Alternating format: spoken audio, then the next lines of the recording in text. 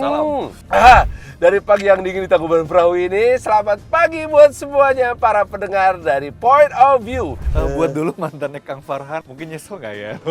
Enggak lah, saya yakin hidup dia lebih bahagia daripada hidup saya. Emang Kang Farhan merasa tidak bahagia hidupnya? Jangan mancing lu. Di Bandung, wali kotanya parebut kumaha? Parebut. Iya nu saya. Ini karena saya. Apa sih untungnya jadi wali kota yang bisa mengklaim ini dan itu? Nggak ada. Menjadi seorang wali kota adalah sebuah pekerjaan besar. Bukan membangun dan mengumpulkan portfolio untuk pribadi.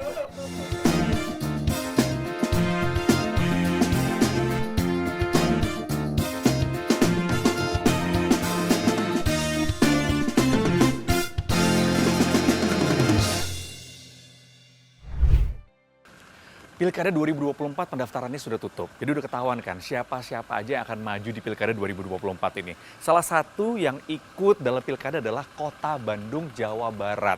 Nah, salah satu calon wali kotanya ini, udah banyak banget dikenal sama orang. Siapa dia? Namanya Muhammad Farhan dan sudah ada di sebelah saya. Ada tamu pagi. Selamat datang. Assalamualaikum. Waalaikumsalam. Sehat? Alhamdulillah sehat. Iya, dia masih belum jam 6 udah nongkrong depan rumah saya aja. Tadi kita nongkrong di sini nih. Enggak ya, nongkrong di sini.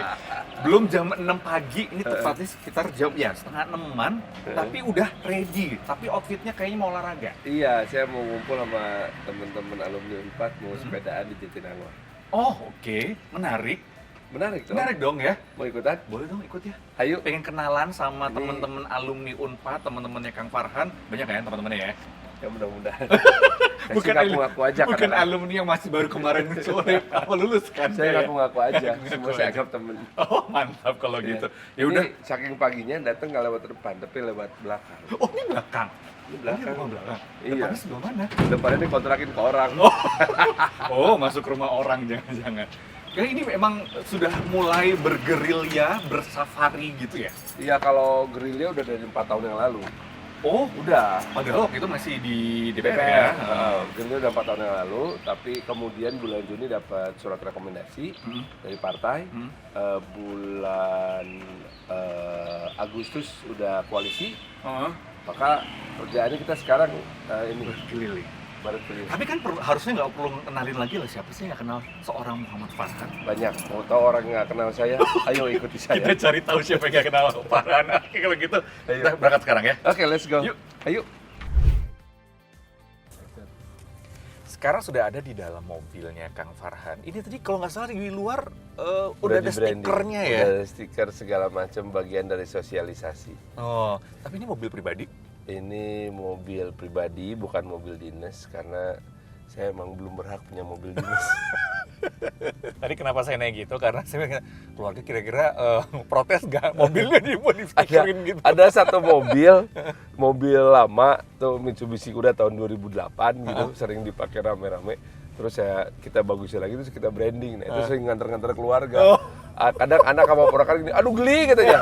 Saya bilang nggak boleh geli, ini berjuang buat bapaknya gitu. Masa iya nggak mau ngepromoin bapaknya Iya. gitu ya? Ini ngomong-ngomong pagi-pagi udah keluar dari rumah, jadi mengingat masa-masa waktu siaran pagi nggak sih? Oh iya, saya itu kan siaran pagi dari tahun 97. Heeh. Itu abad 20 ya. Apa dulu? Kan udah abad 21. Masih tuh. Nah, ngomong-ngomong soal itu, saya tuh dulu juga sering dengerin kalau lagi naik mobil pagi, sering dengerinnya sama Mbak Asri. Mas, Itu paling tahun seru 2012. banget tuh. Thank you. Seru banget kalau dengerin Kang Farhan. Itu lagi tuh sama 12 tahun yang lalu berarti ya? 12 tahun lalu? Iya, Serius? itu 12 tahun yang lalu. Oh, itu lama Kamu juga masih ya? remaja, saya masih Masih perjaka. bujang.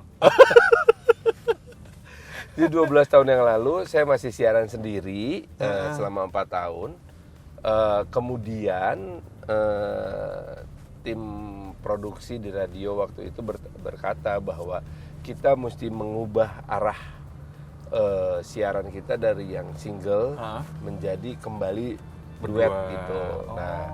Nah mau ngambil yang teman-teman lama, dibilanginnya gini, enggak Han, cari penyiar perempuan yang jauh lebih muda, yang kira-kira bisa lebih relate dengan kekinian tahun 2012. Maka ketemulah Asri Welas, dan dari situlah kita berkembang.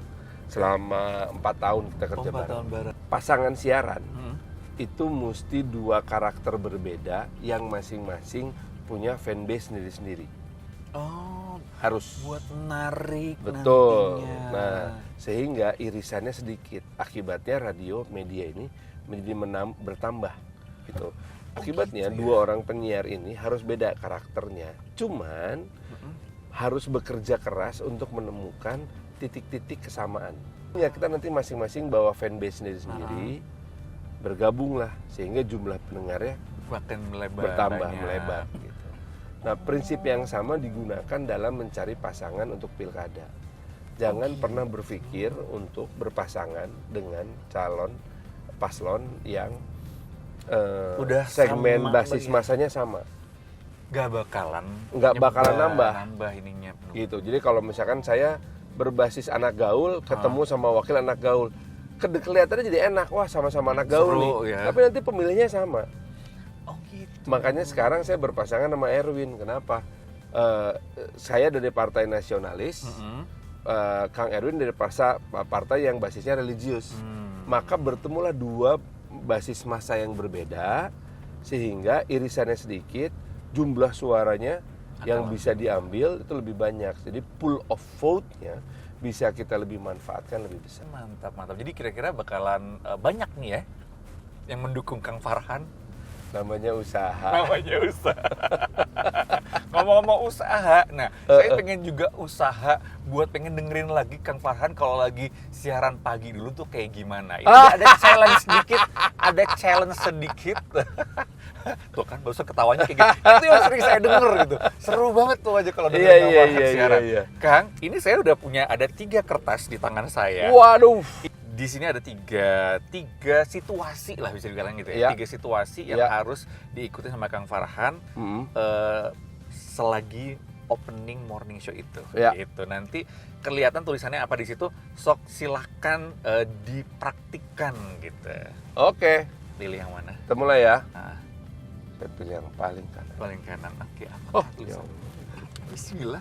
Opening morning show sambil nyeruput bajigur di daerah Tangkuban Perahu. Astaga.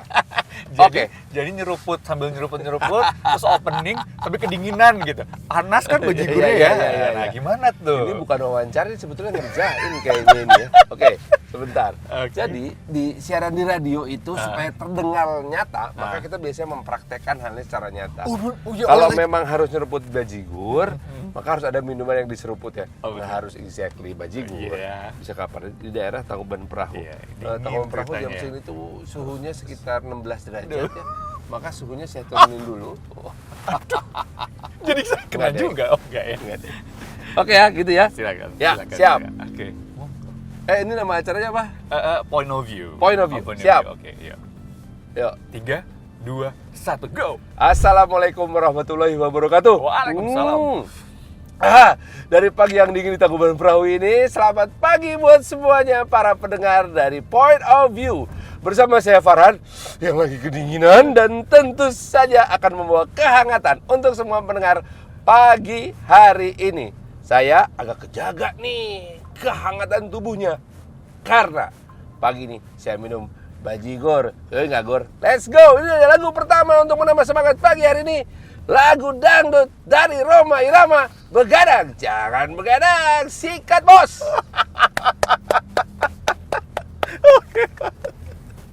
Kalau dulu kan lulusan dari Unpad Ekonomi, ya kan. Kemudian jadi penyiar radio, terus pernah jadi presenter TV juga. Ya. Terus tiba-tiba belok jadi anggota DPR. Dan sekarang jadi calon wali kota Bandung. Itu kan belok kanan kiri gitu.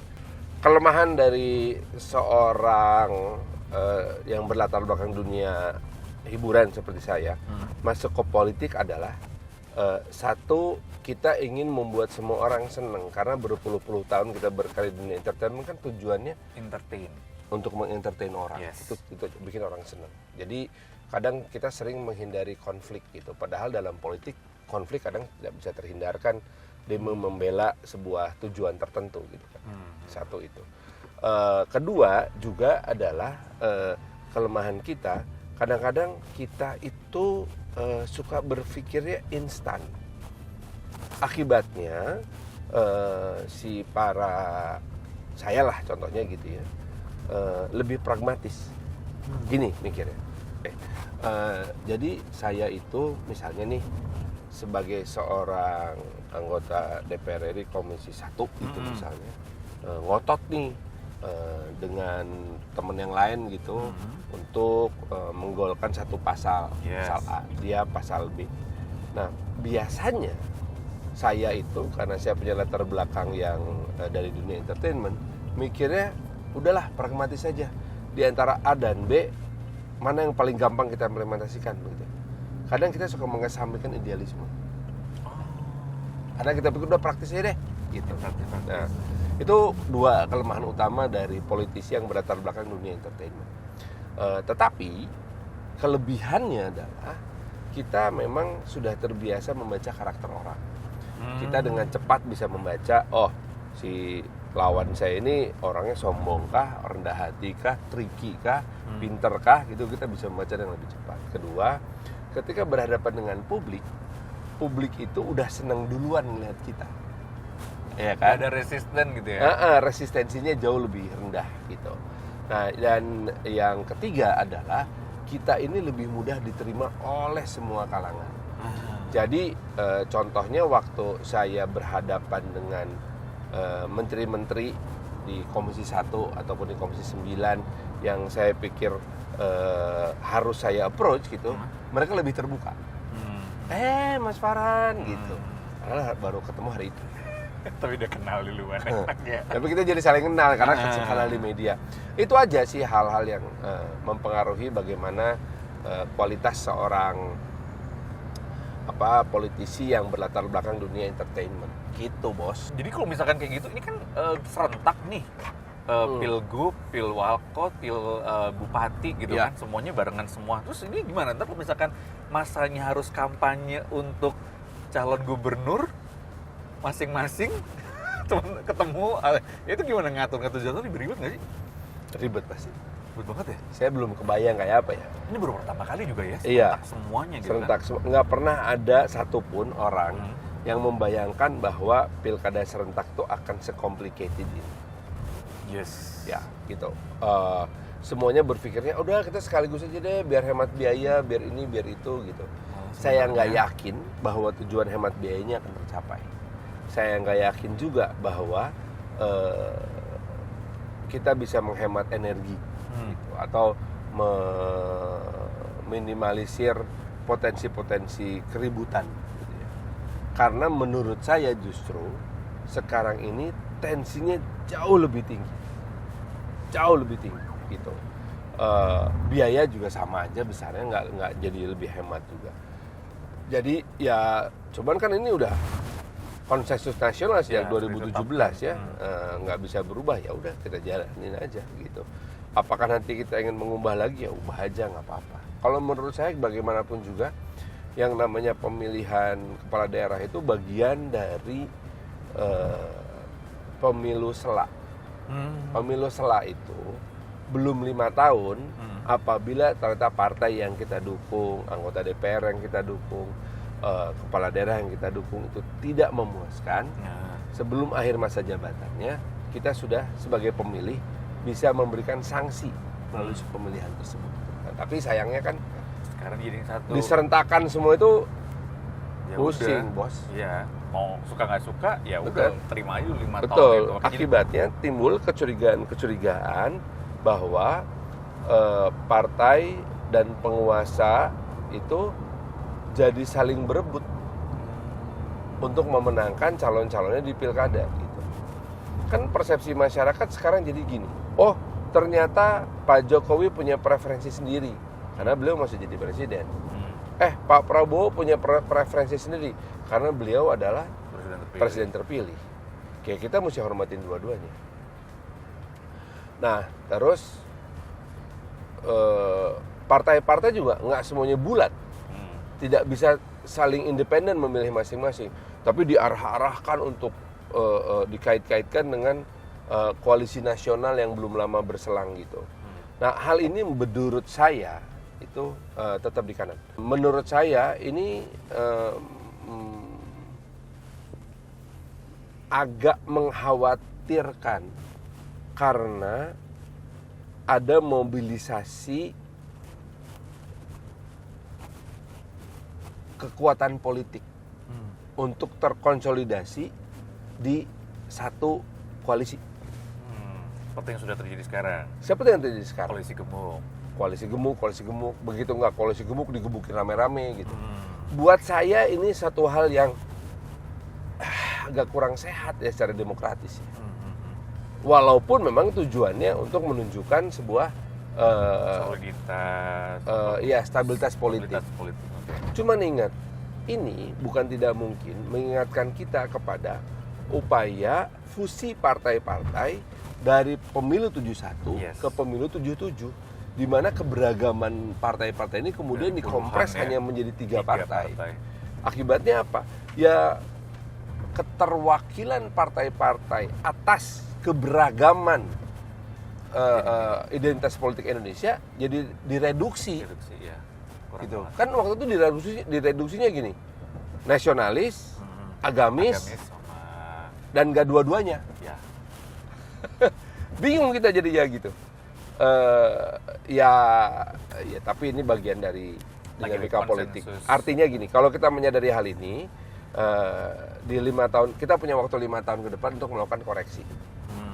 Kalau kita perlu koreksi, kalau kita konsensus secara nasional, kita mau koreksi ya koreksi.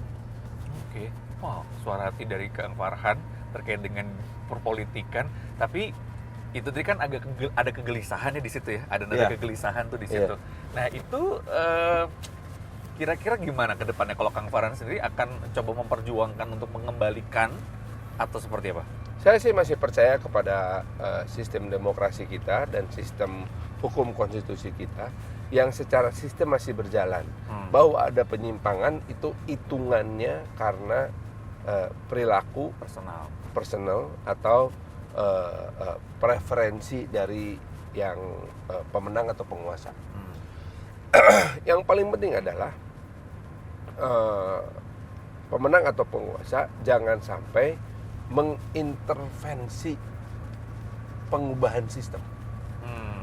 Bahwa sistemnya masih pemilihan langsung, tidak pemilihan di DPRD. Itu penting. Karena kalau pemilihan dikembalikan ke DPRD, walaupun lebih simpel prosesnya, tetapi akan sangat mereduksi keterlibatan atau partisipasi publik. Ya, bahwa kemudian kita masih mempertahankan Mahkamah Konstitusi, memberikan kesempatan kepada para 9 hakim ini untuk kemudian tidak hanya membela sebuah kepentingan, tetapi juga bertanya kepada hati nurani. Nah itu tuh hal-hal bagus. Yang paling penting sistemnya masih berjalan. Gitu. Nah, orang masih optimistis itu masih dijalankan? Saya sih optimis masih dijalankan. Apa yang terjadi dengan pengubahan syarat capres dan cawapres di tahun 2023, toh kemudian dikoreksi lagi secara proses di masyarakat tentang threshold untuk pilkada. Jadi ya kita lihat ya ke depannya seperti apa. Oh, pagi-pagi obrolannya dari berat ya. Tahu nih, boleh yang ringan-ringan aja nggak? Ngarahnya ke sana sih gimana dong. Ini sudah sampai di kampus Jatinangor. Unpad Jatinangor. Tapi ini bukan kampusnya Kang Farhan ya. Saya dulu pacaran sama anak Jatinangor. Oh. Jadi kuliah dari Dipati Ukur ke Jatinangor. Saya itu naik bis Damri, Dipati Ukur Jatinangor. Luar biasa. Dulu belum ada tol. Jadi wah panjang banget perjalanannya. 1,5 jam. Astaga. Ketemu pacar. Terus ketemunya berapa lama? Seharian dong. Kirain cuma sebentar. Tapi kan nggak boleh nginep. Jadi harus pulang lagi. 1,5 jam. 3 jam pulang balik. Iya demi Luar biasa. Habis daripada pakai Vespa pegel pantat bos. Itu dedikasi. Luar biasa ya. Dedikasi demi cinta ya. Demi cinta. Yang akhirnya kandas juga. Walaupun kandas. Buat dulu mantannya Kang Farhan, aduh, mungkin nyesel nggak ya? Lihat Kang Farhan sekarang begini. Enggak lah. Enggak ya. Dia udah bahagia dengan hidupnya ya. Iya betul. Saya yakin hidup dia lebih bahagia daripada hidup saya. Emang Kang Farhan merasa tidak bahagia hidupnya? Jangan mancing lu. Itu jadi pertanyaan saya selanjutnya soalnya. Kenapa kok tiba-tiba akhirnya mencalonkan diri gitu? Karena kalau nggak salah dulu juga pernah kan, 2017 Iya, ya? 2018 itu Oh, 18. Heeh. saya mencalonkan diri tapi sebagai calon independen waktu itu. Oh, itu independen ya? Jadi artinya saya bukan kader partai ya, Oh, iya, tapi kan sudah dapat. tapi ada harus dapat dukungan, ke nominasi partai. Kan? Nah, cuman gagal dapat nominasi partai. Nah, dari situ kemudian saya belajar. Oh, mungkin saya harus Harus menjadi di dalam dulu. menjadi orang partai gitu. Oh, oke. Dan itulah kenapa harusnya menunggu sekian lama harus jadi anggota DPR dulu. Sekalian belajar. Sekalian Karena saya dapat saran dari Pak Ahok waktu tahun 2017. Heeh. Ketika saya bilang, Pak, saya minta izin Pak mau maju pilkada. Dia bilang, jangan lu ngapain. Mendingan lu jadi anggota DPR dulu. Oh gitu. Saya bandel. Saya nyobain aja dulu pilkada Bandung. Oh bener ternyata. Oh gitu ya. Babak belur saya. Oh. Ketika saya babak belur itu baru saya belajar. Oh memang saya mesti masuk Dewan dulu. Akhirnya Karena apa? belajar di Tidak ada DPR. motor yang menggerakkan. Gini, Ketika sendiri terlalu berat ya. kalau sendiri memang, karena kekuatan partai itu kan sesuai dengan undang-undang, itu untuk bisa menominasikan. Harus bisa menominasikan itu harus lewat partai. Nominasi lewat jalur independen itu susahnya setengah mati dan mahal sekali. Ah. Itu jadi memang kita harus memilih untuk menjadi bagian dari partai politik kalau memang mau masuk ke mau masuk ke pilkada.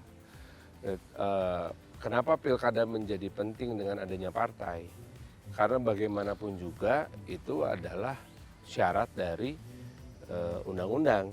Undang-undang pilkada kan mengatakan bahwa siapapun yang mau maju pilkada nominasinya lewat dua jalur, independen dan lewat partai. Lewat partai itu prakteknya jauh lebih mudah daripada yang independen. Tapi soal mahalnya sama aja dong, mahalnya. Kalau mahal sih sama aja ya. Cuman bedanya kalau kita lewat partai itu kita nggak perlu mengumpulkan berapa ratus ribu KTP itu kan. Oh, itu Yang memudahkan kemudian ya. malah di Jakarta itu teman saya Dharma dicurigai mencuri data pribadi orang. Ya nggak enak juga sih dengernya gitu. Itulah. Oke, sudah ada Ini teman-teman. sudah pada datang. Akang-akang, waalaikumsalam. Alhamdulillah, pangestu.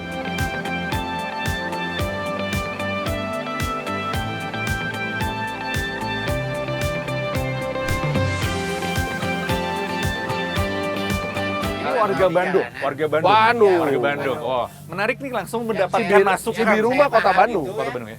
Karena banyak lintasan keluar dari komplek. Oh, Kompleks. Oh iya, persimpangan. persimpangan. Itu. Coba kalau yang dari komplek tuh set putar balik ke sini, nah itu pasti akan Mengurangi kemacetan. kemacetan. Karena terus, apalagi kalau polisi cepat ini ya, Wah, udah ditutup, bukakan. bukakan, karek polisi oke cuci sungai. Isuk Ciguruwik itu Nah. perumahan berapa banyak Kang, Kang? nama? Kajatinangor Kang Farhan ya di Cibiru 8 kilo sejam setengah coba tol teu aya sok teh kumaha. Kan si perapatan Dago. Dago itu kan di sini nih. Eh, Nah, orang otomatis kan yang belok ke Unpad dari sini nih. Iya, Ya? muter balik. Ujungnya. Ah. Nah, jangan di situ. Tapi di Maju di sini. Itu akan mengurangi kemacetan, saya kira. Karena kalau di situ dia jadi motong Dia sebelum penumpukan. tanjakan. motong setelah tanyakan. Nah, jadi gini, ini salah satu contoh bagaimana sebetulnya Balik kota mah ketika Cibiru. dialog itu ya, Kalau saya di mengerti kebutuhan, kita harus mengerti ya kebutuhan dari para pengguna jalan. Seperti Akang ini yang sering banget ke daerah sana dan hafal banget. Gitu. Kan beliau mah pengalaman. Cuman kan kebijakan itu mesti ada dasarnya. Evidence base. Evidence base-nya di mana? Penelitian, riset gitu. Bener nggak tadi yang dibilang gitu ya? Hah, itu kan hipotesis mencek dalam ilmu metodologi penelitian. karena dari Mohon situ maaf, ya. Profesor. Kan tiap hari ada di situ. Itu gitu kan ya, hipotesis. lewat di Karena akan situ. penumpukannya di Hipotesis perapatan itu. berdasarkan pengalaman. Nah, maka hipotesis itu mesti diuji dalam bentuk penelitian yang bentuknya ilmiah. Matematik mau join. Aduh, Ya. ngitungin ntar ya. Ngitungin nanti. Karena kan dalam matematik ya ada yang namanya antrian, yang namanya ngitung berapa lama antrian, berapa banyak jumlah antrian, itu teh kan ada hitungan matematik ya. Itu nggak pernah. Itu kan udah pengalaman dari tahun-tahun sebelumnya gitu kan. Nah, kemudian ketika misalkan nanti taruhlah misalnya Kang Farhan akhirnya jadi nih wali kota Bandung gitu. Oke, Terus memulai studi itu tadi biar untuk ketika nanti kebijakan itu tepat gitu. Kan butuh waktu. Nanti kapan kelarnya? Itu Ya butuh waktu, kan nggak mungkin. Nggak apa-apa, saya bilang mah bahwa tidak semua pencapaian harus digapai oleh satu kali periode pemerintahan seorang wali kota. Kalau itu egois, itu namanya wali kota yang ingin mengklaim semuanya karena saya. Oke. Ya enggak lah. Jadi memulai aja dulu. Enggak, mulai aja dulu. Kita mesti kasih dasar-dasarnya. Saya sangat suka cerita bagaimana keberlanjutan kepemimpinan di Surabaya. Kalau kita tanya ke semua orang sekarang, siapa wali kota Surabaya paling sukses? Bu Risma? Tapi Anda terbayang nggak siapa yang membangun dan mendidik Bu Risma? Sebelumnya. Pak Bambang Deha. Pak Bang Deha. Ya. Selama 2 periode Pak Bambang Deha membuatkan dasar-dasar. Lalu dia merekrut seorang Risma yang adalah ASN. Yes. Kepala dinas kan? Yap, betul. ASN. Di ujung periode 2 periode, Pak Bambang bilang begini, seakan-akan ngomongin di Pak Bu Risma. Bu Risma, wayah nanya, kamu keluar dari ASN jadi calon wali kota. Itu kan butuh dorongan sangat kok seorang kepala dinas suruh pensiun loh. Iya, iya, masih iya. produktif. Kan dia kepala dinas. Iya, kepala dinas. Iya nggak? Dia kan kepala dinas dan bukan kepala dinas yang ambisius tapi didorong sama Pak Bambang Deha. Dari semua orang yang saya percaya hanya kamu yang benar, ya. Oke. Terus Ibu Risma sebagai seorang ASN yang tidak berpengalaman politik berpaling pada Bambang Deha, Pak, saya bukan politisi, gimana caranya saya? Pak Bambang Deha waktu itu melakukan sebuah ngakalin peraturan yang sekarang udah dipotong. Selama 2 periode beliau jadi wali kota Surabaya. Maka ketika Risma jadi wali kota Surabaya, untuk memperkuat Risma secara politik, Pak Bambang Deha jadi wakilnya. Iya, waktu itu. Itu teh rekayasa politik. Untuk apa? Untuk melakukan yang namanya sustainability leadership atau kepemimpinan yang berkelanjutan. Memang ini dianggap curang, cenah, gitunya, rekayasa politik. Maka kemudian keluar peraturan KPU baru yang mengatakan bahwa wali kota 2 periode nggak boleh jadi. Demikian juga gubernur 2 periode nggak boleh jadi wakil, gitu. Ya kan? Nggak boleh. Nah itu terobosan. Akibatnya apa? Risma selama periode pertama itu jadi kuat. Secara politik didorong. Secara kemampuan teknis dia ada. Periode kedua baru dia turun. Baru diganti ke Batur. Nah, di akhir periode keduanya Ibu Risma, dia menemukan lagi seorang Eri. ASN oke, Bos. Iya. ASN beliau teh. Sistemnya Eri teh yang lagi, sekarang jadi wali kota teh. Nih, maka dilanjutkan. Itu rekayasa politik demi apa? Demi sustainability leadership. Akibatnya apa? Kota Surabaya dibanding dengan kota Bandung itu meninggalkan berapa puluh tahun? 10 tahun Pak Bambang, 10 tahun Bu Risma. Iya. Kita baru sadar sekarang. Artinya kota Bandung tertinggal 20 tahun dari Surabaya. Di Bandung, wali kotanya parebut kumaha? Parebut. Iya nu saya. Ini karena saya yang membangun itu gitu. Itu yang tidak akan dilakukan. Nggak ada. Ya. Kalaupun nih kita beberes membangun evidence based policy dan lain-lain, itu mesti membangun sebuah jaringan ilmuwan, mencari dana dari donatur luar, internasional gitu. Ya kita mesti mulai. Bahwa nanti yang akan mengklaim adalah menuai adalah wali kota next. setelah siapapun itu, 10-20 tahun deh. Yang untung wali kotanya apa warganya? Harganya sih, iya sih. Itu jadi kalau saya pikir ini, apa sih untungnya jadi wali kota yang bisa mengklaim ini dan itu? Gak ada. Untungnya buat siapa? Buat diri sendiri. Untungnya buat warga ada nggak? Apakah warga kemudian menjadi, waduh, untung taman ini ada Pak Farhan. Kalau nggak ada Pak Farhan nggak ada taman ini. Itu Oke. Ya. Menjadi seorang wali kota adalah sebuah pekerjaan besar. Bukan membangun dan mengumpulkan portfolio untuk pribadi. Itu masih udah selesai waktu dia menjadi artis. Oh gitu. Ya. Jadi ini Lu- kayak pengabdian. Nah, lu mau adu-aduan portfolio saya sebagai artis, komplit gua. Mau jadi apapun udah pernah. Di dunia. Begitu masuk dunia politik dan sektor publik, lu kerja men, berbakti. Jadi literally sebagai pengabdi, Yes. pelayan masyarakat. Yes. Nah saya mah udah pernah ngerasain jadi selebritis. I've had enough of fame and fame. Iya, walaupun tidak bisa disangkal bahwa yang namanya menjadi politisi dan pejabat publik itu akan menumbuhkan ego yang sangat besar. Karena apa? Karena adanya privilege. Ya. Diistimewakan. Dianggap sama orang. Dan itu godaannya banyak kan? Oh, justru buat saya sebetulnya godaan terbesar dari sebuah jabatan publik adalah kekuasaan. Kekuasaan itu lebih adiktif daripada narkoba. Nah, itu Lebih berbahaya daripada skandal seks. Gimana caranya nanti menghindarkan diri dari itu ketika misalnya udah akhirnya terpilih? Minta tolong sama Tuhan. Karena kenapa? Karena kalau lihat dari historinya, dua wali kota Bandung, ya kan, Dada Rosada sama Yana Mulyana ya, itu tuh kesangkut kasus korupsi. Jadi kayaknya agak jangan-jangan di kota Bandung menggiurkan loh hal kayak gitu. Semua Ngeri nggak? jabatan Ngeri wali nggak? kota sih menggiurkan. Ngeri lah. Tapi kan sedap. Aduh, bahaya. Itu cari tahu juga nggak kalau kayak gitu? Gimana caranya nanti untuk menghindarkan diri dari itu? Atau udah tahu? Gini. Ngeri sedapnya. Salah satu hal yang saya pelajari selama di DPR adalah saya tahu berbagai macam metode gratifikasi, metode korupsi dan lain-lain gitu. Yang gini, tahu harus. Toh teman-teman KPK juga tahu semuanya. Tapi apakah melakukannya? Tentu tidak, gitu ya. Nah, jadi kalau kita tahu, maka kita juga jadi kenal siapa pelakunya, bagaimana prakteknya, serta jurus jitu untuk menghindarinya. Jadi udah komplit nih ya sebenarnya. Mudah-mudahan. Gitu. Mudah-mudahan. Oke. Makanya peran Forkompimda jadi penting. Banyak alasan untuk kita tidak melakukan hal itu. Jalan dikit, kantor ini jadi inget, oh dia ngawasin gitu ya. Oh yang ini inget, oh dia yang inget. Kurang lebih begitulah. Oke lah, kalau begitu. Ya.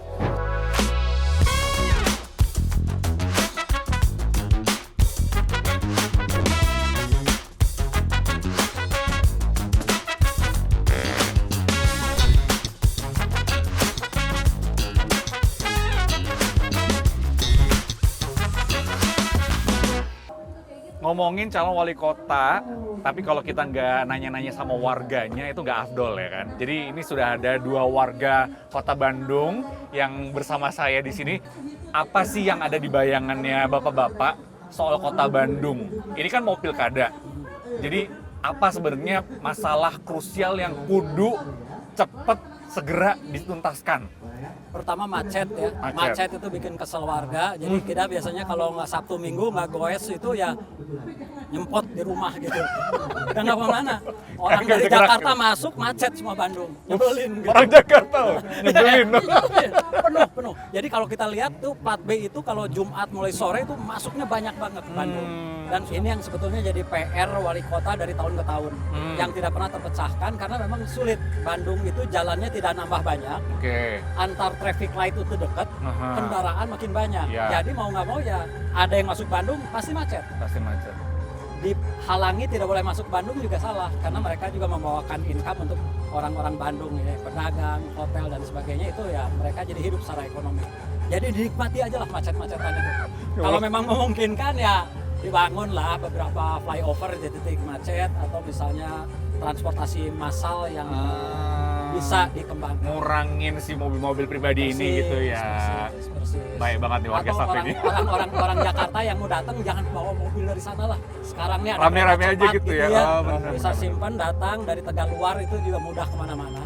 Tinggal kita atur di sekitar Tegaluar dan sekitar. Oh, untuk jalan-jalan di kota Bandungnya ya. Iya. Oke, Pak Ones, apa nih Pak masalah yang menurut Bapak? Saya setuju dengan macet. Karena Macet dampak juga? macet itu akan merebak kemana-mana.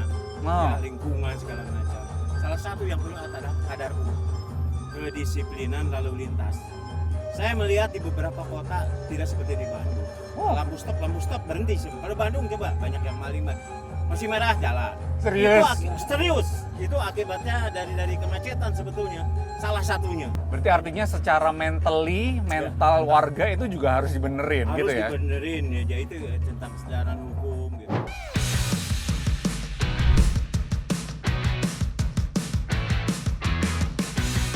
sudah sampai di rumahnya Kang Farhan. Selamat datang.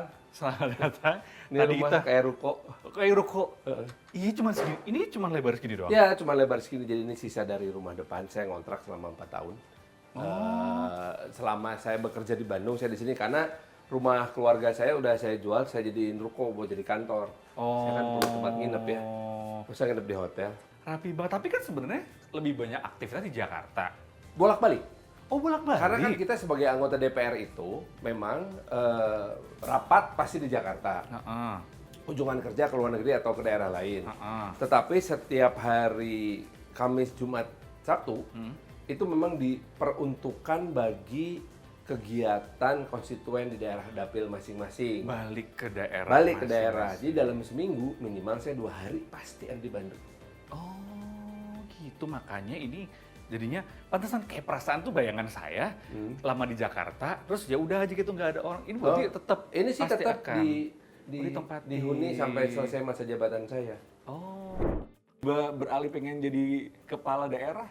Sebetulnya sejak Capek saya ngurusin masuk begituan atau gimana? Enggak, sejak saya masuk ke politik 2016 memang objektif saya adalah menjadi kepala daerah dan khusus di Kota Bandung. Waktu tahun 2018 akhirnya gagal dapat nominasi di Kota Bandung, saya ditawarkan juga mau nggak ke Kota Bekasi? Enggak. Mau nggak ke Kota Bogor? Nggak mau. Enggak. Karena nggak paham atau karena apa? Ya karena saya bukan orang Bogor dan saya bukan orang Bekasi. So tahu aja gue kalau masuk ke sana. Saya orang Bekasi. Mau gimana ngurusinnya? Ya kan? Iya. Nggak Oke, bisa. oke. Maksudnya gini, saya berpolitik bukan hanya sekedar mengandalkan popularitas yang ternyata biasa-biasa aja.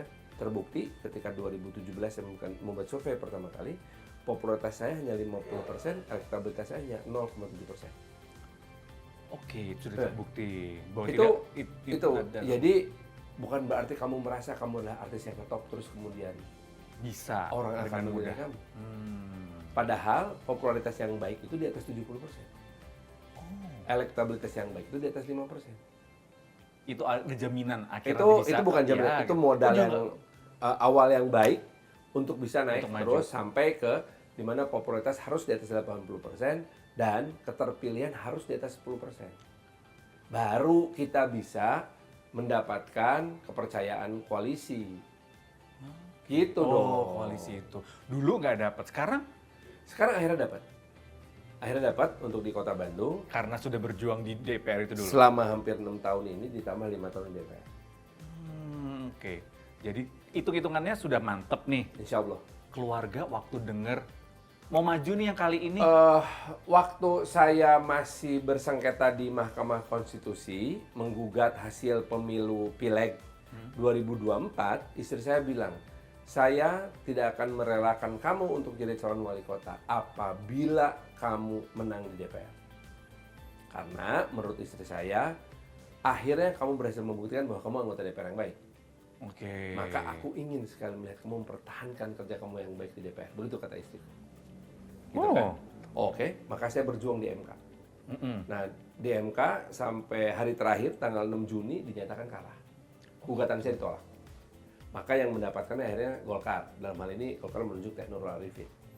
Ya udah nggak ada masalah. Baru saya berpaling pada istri saya. Aku udah gagal Nggak nih. bisa Gimana? lagi. Kalau gitu, kau kuberi restu untuk maju lagi di pilkada. Maju lagi di pilkada. gitu? Iya gitu. Oke. Tapi istri juga siap nantinya dengan segala risiko, konsekuensi dan bla bla bla. Belum Akan kayaknya. lebih belum. Belum. Terus gimana dong? Ya pelan-pelan. Oh, pelan-pelan. Dia harus bisa menyesuaikan diri karena Jadi gini, sekarang ini masih merenung dia gitu ya? masih merasa takut bahwa orang Bandung akan menuntut dia menjadi seorang istri wali kota seperti seorang Atalia. Ya, Bu Cinta Menurut sudah ini istriku, banget ya. Atalia adalah seorang perempuan yang baik sekali. Tetapi bukan berarti saya harus menjadi dia. Saya yang menjadi diri saya sendiri. Betul. Nah, istriku masih belum cukup pede untuk menjadi seorang pendamping wali kota yang bisa diterima apa adanya. Oke, ya. Ya, karena itu gini, berat ya. menjadi sosok pak publik itu kita memang harus siap terhadap persepsi dan ekspektasi orang. Kalau ternyata kita nggak bisa memenuhi ekspektasi gimana? Ya, itu dia. Kalau ternyata persepsinya nggak bagus, Kena gimana? mental nanti 5 Kena tahun mental. loh. Tadi itu kan sudah menghimpun beberapa orang ya. Kita sempat ngobrol beberapa orang. Selalu diucapkan masalah tuh macet kota Bandung. Kalau dari point of view-nya Kang Farhan, apa sih masalah utama kota Bandung? Karena orang Bandung sudah sejahtera. Saking sejahteranya semua pada punya mobil pribadi. Coba Anda cek, yang bikin macet itu mobil umum atau mobil pribadi? Pribadi sih. Ya. Tapi Dan kan itu katanya adalah is a banyak good plat problem. yang lain, bukan plat kota Bandung. It's a good problem. Ya, kalau saya orang Bandung beli mobil di Jakarta, saya bawa ke Jakarta iya, boleh nggak? tetap aja dia juga ya. Baik.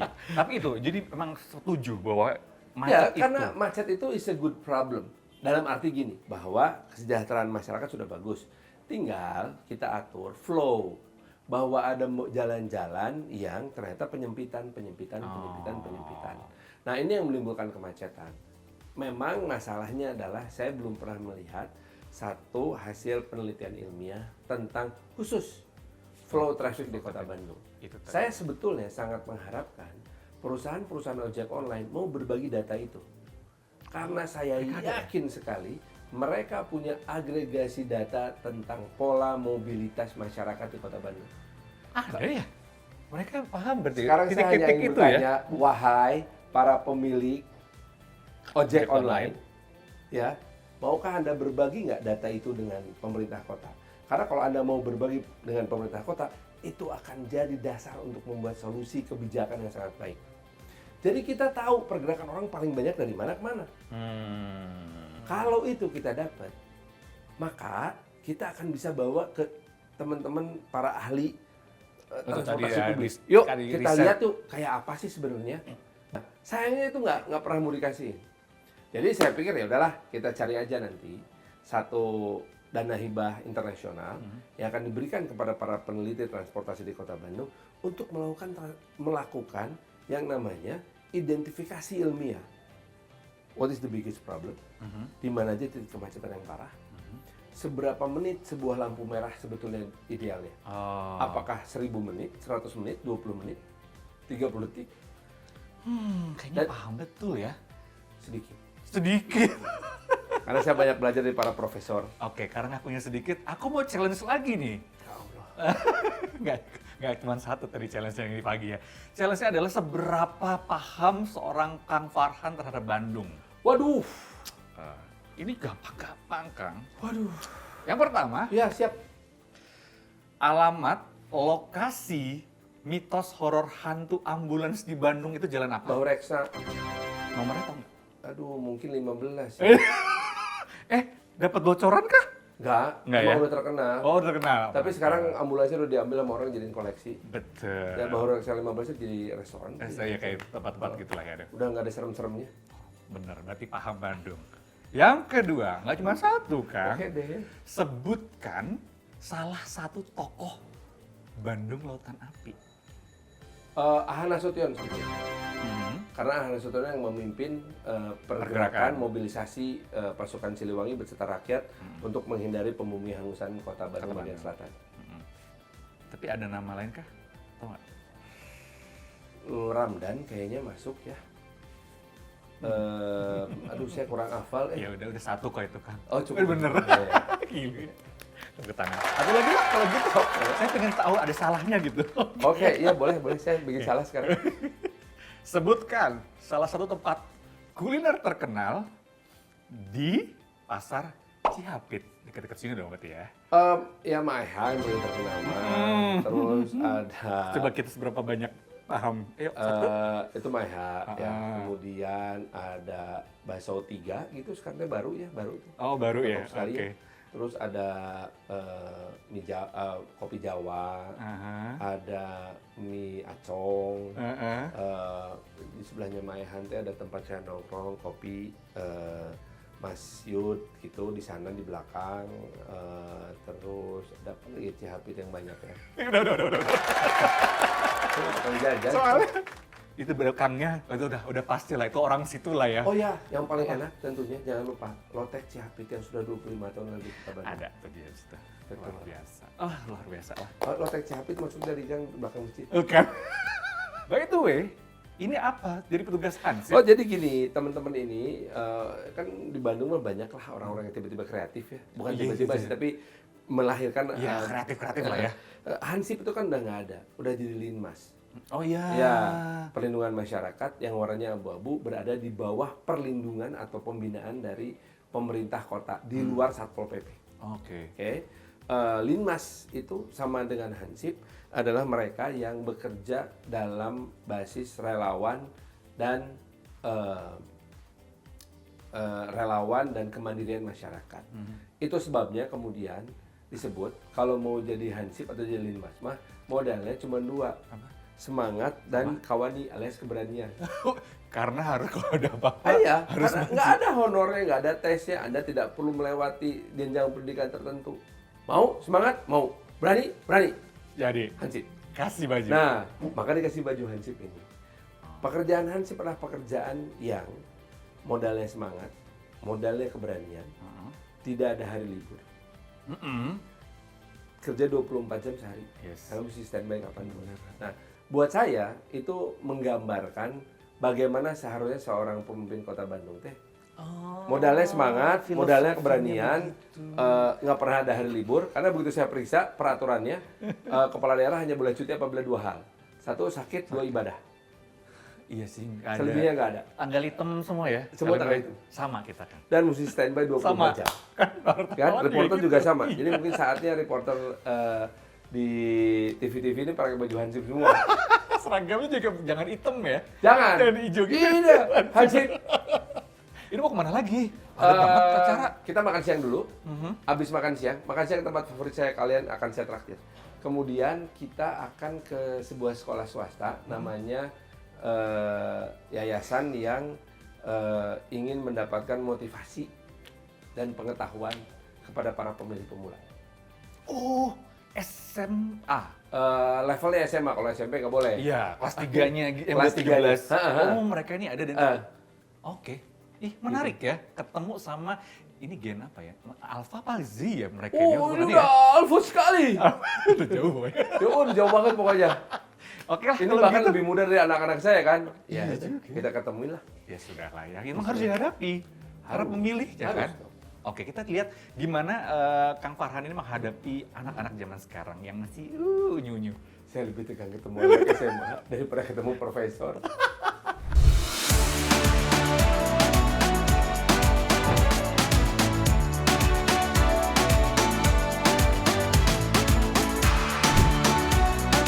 Nah, yang jadi satu hal penting adalah soal anak muda. Anak muda itu harus didengarkan suaranya. Nah, kira-kira suara anak muda yang ada di sebelah saya ini seperti apa ya? Terkait dengan pemimpin nantinya akan memimpin wilayah mereka. Halo, namanya siapa? Nama aku Valen. Valen, satu lagi? Jube. Jube, oke, Valen dan Jube. Kalian umur? Aku 17. 17? 17. Oh, 17, pas banget nih. Valen kemarin sempat ikut pemilu? Sempat Nyoblos? ikut, yes. Nyoblos? Ya. Ih, mantap. Kamu? Aku enggak, soalnya Kenapa? ulang tahunnya Mei kan, jadi belum sempat. Kamu sebagai anak muda, kira-kira apa sih yang kalian bayangkan terhadap seorang pemimpin? Pemimpin tuh harus kayak seperti apa sih? Kalau dari aku sendiri sih, pemimpin menurut aku tuh harus adil, harus bertanggung jawab. Terus Oke. yang penting, gak kalah penting juga harus peduli ke bawah-bawahannya. Apalagi kita sebagai anak muda, harus didengar juga aspirasi dari anak muda dan juga kalangan-kalangan yang lainnya. Kalau kamu Jube? Aku juga sih pengen punya pemimpin yang kayak dia bisa mendengarkan suara-suara dari rakyatnya, terutama rakyat-rakyat yang mungkin bisa dianggap lebih apa ya, rakyat kecil gitu dan anak-anak muda seperti kita. Terus kayak memberi kesempatan lebih buat anak-anak muda kayak kita, juga bisa menjadi contoh sih buat kita. Jadi kita bisa Oke. menyontoh anak pemimpin-pemimpin gitu. Kalian tadi berdua kompak bilang bahwa pemimpin itu harus mendengarkan orang-orang seperti kalian juga. Yes. Apa sih yang emang harapannya apa? Apa yang pengen kamu titipkan ke pemimpin? Apa ya? Apa? Kamu pengen ngapain? Oh, pemimpin lu harus begini atau apa? Sebenarnya tuh aku nggak ada ya mungkin yang kalau spesifikly gimana, cuman kayak aku pengen kayak pemimpin bisa apa ya, berbuat suatu hal yang lebih positif aja sih ke negara gitu. Nyontohin Kayak, itu iya, tadi ya. mencontohkan hal-hal lebih positif, berdampak positif gitu. Apa ya harapannya sih, bisa jadi pemimpin yang yang dapat dicontoh dan pastinya membawa perubahan yang baik, bukan yang menjadi contoh yang negatif, tapi harus menjadi yang baik untuk negara ini ke depan, karena negara ini sendiri bergantung kepada pemimpin yang baik. Apa ya, yang penting adil aja sih. Mantap banget. Luar biasa ya anak-anak. Terima kasih Valen, terima kasih Jube. Semoga harapannya didengarkan oleh pemimpin baru untuk Kota Bandung nanti ya. Abis ngisi acara sama anak SMA, gimana? The toughest audience. Kenapa? Loh, Karena mereka itu butuh orang yang relate dengan mereka. Dan dunia kita udah kejauhan. Jangan-jangan bapak ibunya mereka tuh udah ponakan saya. Oh, lu gitu ya. Saking jauhnya, kan Gitu jaraknya ya? jauh banget. Mereka umur sekarang sekitar 16. 16, 17. Aku 54. 38 tahun bedanya. Wow, ya Jadi juga ya. saya mesti membangun sebuah cerita Ha-ha. tentang saya tanpa bohong Aha. yang ada relate-nya dengan mereka. Nah, makanya saya tadi benturkan dengan beberapa pertanyaan. Menurut kamu boleh nggak boleh sekolah, adil nggak kalau kamu nggak boleh sekolah karena kamu nggak pantas? Oh, nggak adil, mereka kaget. Tapi hal itu kan terjadi. Iya. Gitu. Dan itu aku Relate. berusaha membuat relate. Bayangkan kalau kamu disuruh berhenti sekolah dan suruh kerja, mau nggak? Mau. Kalau suruh kerja apa? Itu bagian dari interaksi dan the toughest audience memang selalu anak-anak SMA. Anak-anak SMA. Tapi kan mereka jadi potensial juga untuk nanti memilih Kang Farhan. Iya, boleh. Tapi memang untuk anak-anak seperti ini akan sangat jelek kalau saya langsung bilang, pilih saya. Jadi harus kasih. Iya, jadi saya mesti ngasih dulu latar belakang ke mereka bahwa kalian teh berdaya, kalian punya universal dan kalian harus bisa menentukan sikap untuk memilih. Menentukan dan lain-lain. Tapi tetap akan dilempar ke mereka siapa yang akan Akan. dipilih. Toh kalau exposure kampanye sih mereka pasti akan lihat sendiri kok di media, di sosial media, di baliho, outdoor semua kan kelihatan. Oke, tapi buat mereka ini apa yang dijanjiin sama Kang Farhan? Akses pendidikan dan akses pekerjaan. Oke. Itu yang paling penting karena mereka harus dikasih kesempatan. Mereka anak SMA, maka mereka harus diberi akses ke pendidikan ke tingkatan lebih tinggi yang lebih banyak gitu. Dan mereka harus menyadari bahwa persaingannya tinggi. Oke. Bahwa hanya ada 6% populasi Indonesia yang masuk perguruan tinggi, 6%. Dan kita harus memastikan mereka bagian dari 6% itu. Oke. Sip. Kang, terima kasih. Nuhun, ya. Aku boleh ikut dari pagi sampai Coba. sekarang udah siang menjelang Jam sore setengah 6 pagi. dan masih lanjut. Parah sih. Ya udah, semoga sehat selalu. Nuhun, ya. Sukses ketemu lagi nanti ya. Siap. Ngobrol-ngobrol. Sampai ketemu ya. Sip. Salam. Sampai di sini Point of View Jati Dharma, Farhan. Dan saya Farhan. Sampai jumpa.